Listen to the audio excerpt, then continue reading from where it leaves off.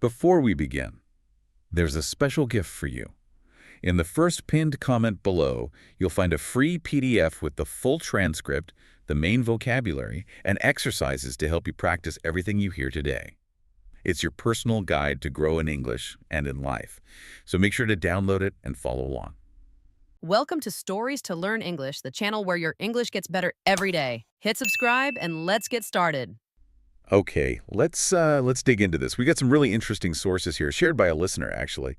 And they touch on something that feels, well, incredibly common for English learners, maybe universal even. Oh, definitely. That feeling, right? Yeah, that feeling where you've, put in the hours, maybe months, maybe years. You've done the studying, you've got the knowledge in there somewhere. But then the moment comes to actually speak English. And nothing. Or not what you wanted anyway. It just gets stuck. Exactly. Yeah. So our mission today in this deep dive is to unpack why that happens using these insights.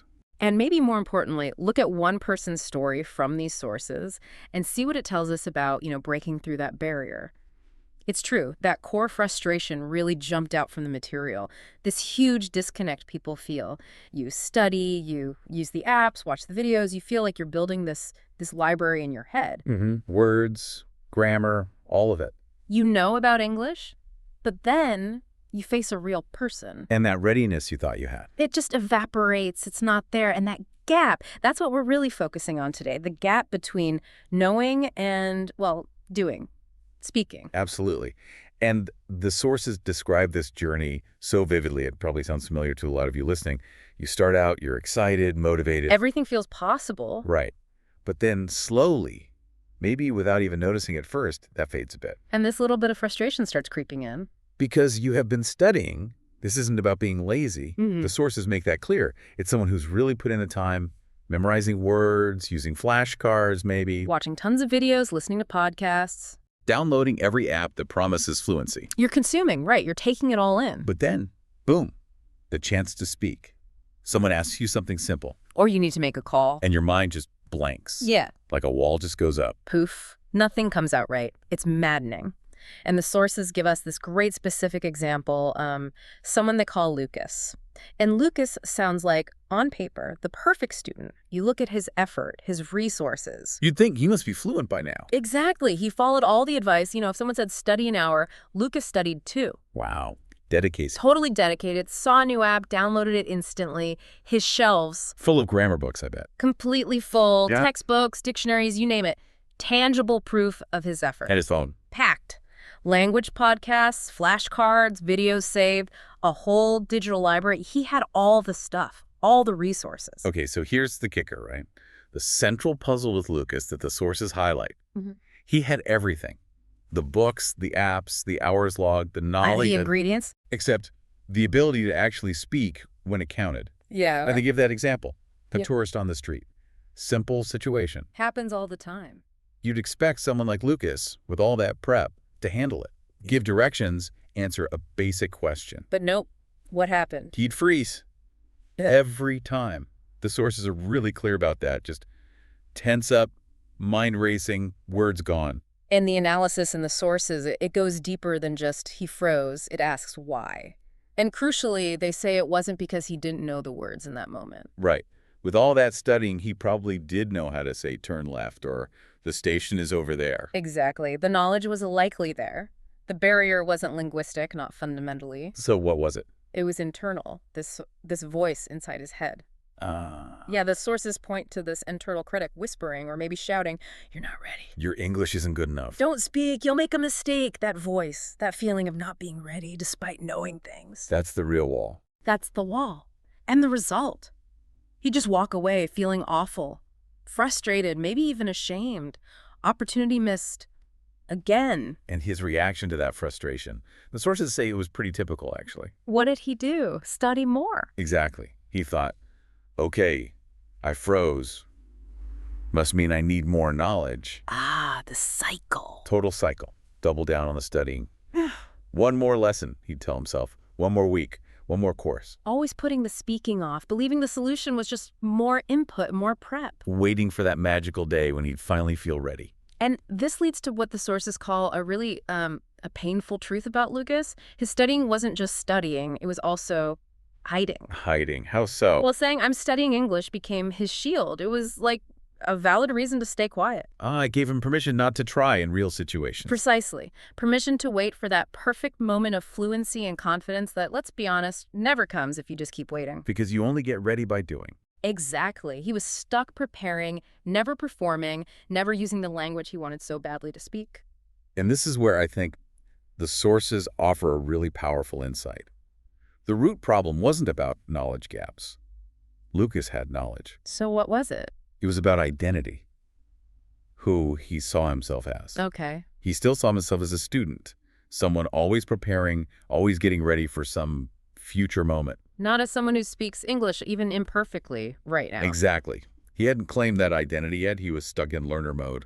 And that identity issue created what the sources call an invisible wall. It wasn't made of grammar rules he didn't know. The sources are clear on that. What was it made of then? Fear. Simple as that. Fear of mistakes, fear of judgment, fear of not being perfect. The fear fueled by that internal voice saying, not ready. And also a mindset.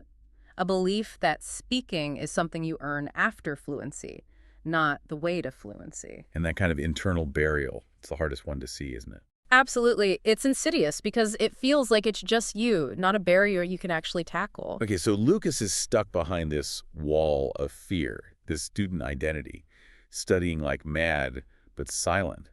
But then, the sources say, things started to change. Not with a big event, but A single thought. a single thought. A little crack in the wall. And it happened on a totally ordinary day. Tell me about it. He's in a coffee shop, doing his usual thing, headphones on, watching an English video. Just going through the motions, passive learning. Pretty much. Still in that steady cycle. And then the catalyst arrives. Not from the video, right? No, from real life. Someone taps his shoulder. Ah. It's a tourist, holding a map. They ask him something in English. Okay, here we go. The test moment. And his first reaction, totally predictable. Panic. Full-on panic. And that old voice comes roaring back. Not ready. Don't speak. Just apologize. The default programming kicking in. Avoid the discomfort. Right. And he actually opens his mouth, Yeah. ready to do just that. Ready to say, sorry, can't help, still studying. The usual escape route. But this time, something stopped him. Right before the apology came out, something inside just pushed back. Like a little bit of defiance. Maybe, yeah, a resistance against the fear. And the sources pinpoint the exact thought that changed everything in that split second, as that, "You're not ready," voice screamed. A different thought surfaced. Quiet, maybe, but firm. What was it? No. I speak English now. Wow. Not, I will speak, or I should try to speak. No. Present tense. I speak English now. A declaration of identity right then and there. Regardless of perfection. Exactly. It wasn't about being fluent in that second. It was about claiming the role of speaker, making the decision. And the immediate result.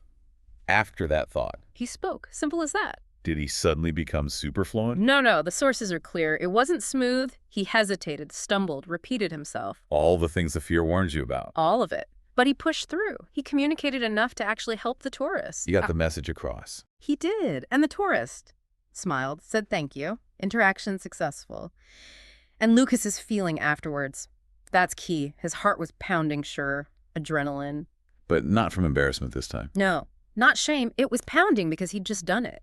He'd faced the fear, acted against the voice, and it worked. He did the thing he thought he couldn't. Precisely. And that feeling connects right back to the core message. It wasn't more studying that made the difference. He was giving himself permission. Permission to try, permission to be imperfect, permission to speak.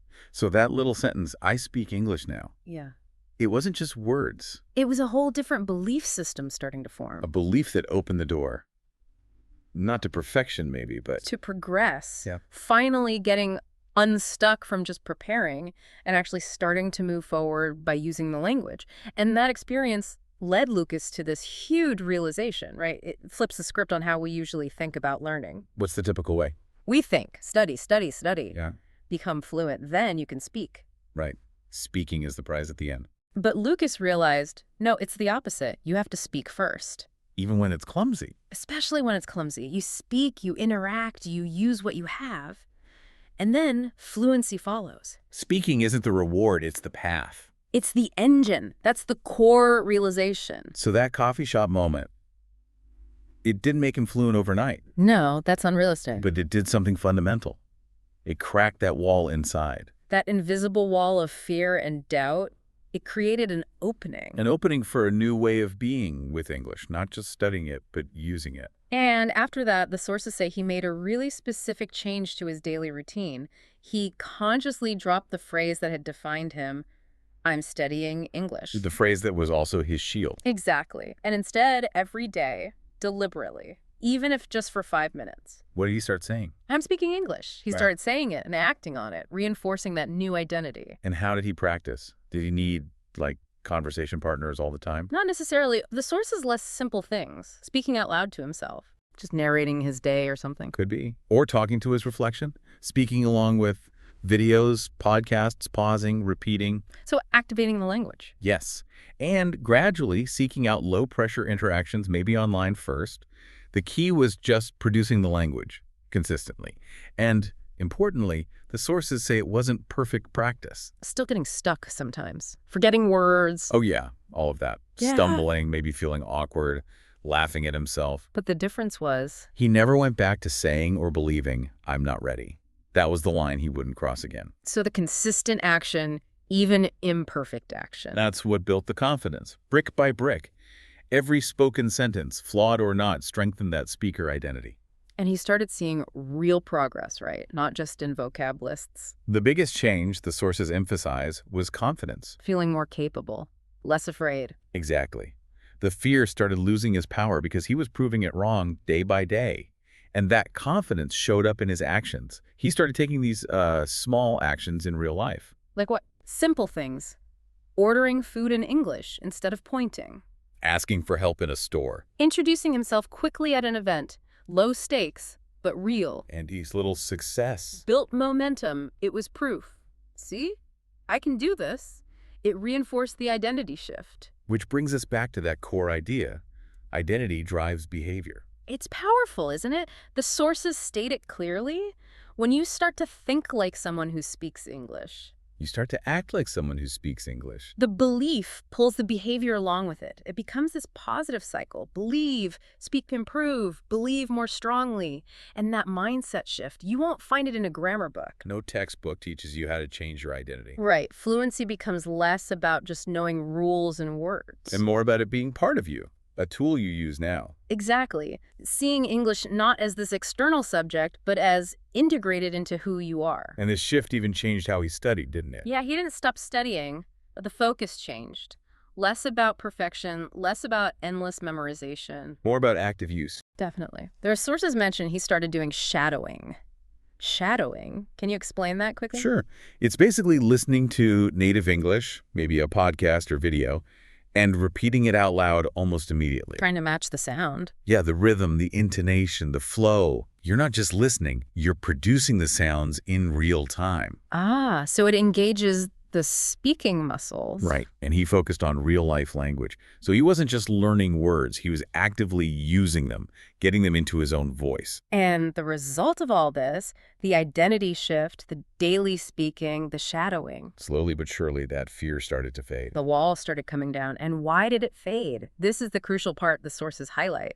It wasn't because he suddenly became perfect. No magic fluency overnight. Not at all. The fear faded because he finally truly believed something simple but powerful. I'm a speaker. That belief, that identity, that's what made the difference. Believing he could communicate, even imperfectly, that changed everything. So, Lucas's story, as the sources present it, leaves us with this really liberating message. Fluency doesn't start when you finish the last lesson. It doesn't wait for perfection. It starts with courage. Mm-hmm.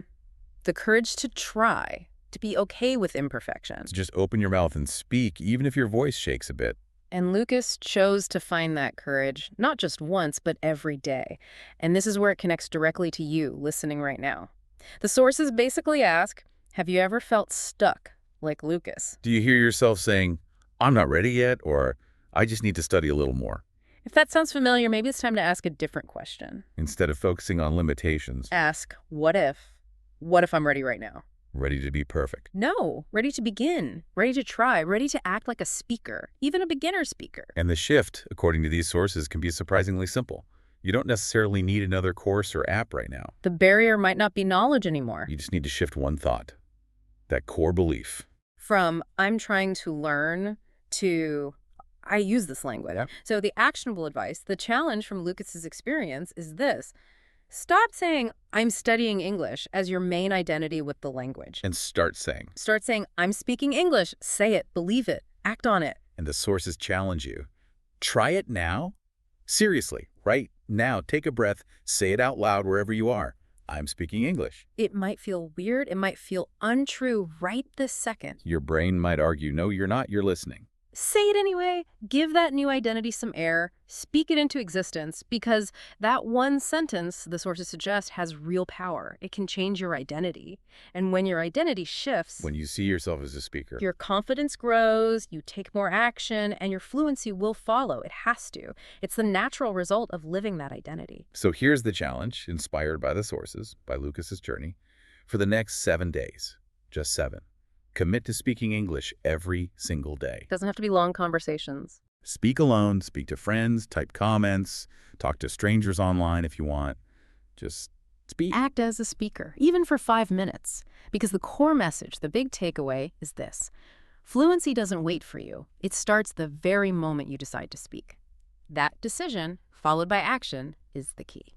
Now, if this story helped you even just a little, do something simple that makes a big difference. Or like this video so YouTube knows it helps you. Comment the word shadowing if you're going to try it this week. And hit subscribe so you never miss a chance to grow your English through real stories like this one. You're not behind. You're on your way. And I'll be right here one story at a time. Congratulations for watching this episode until the end. That means you're serious about improving your English. Keep going. You're on the right path. And I'll see you in the next video.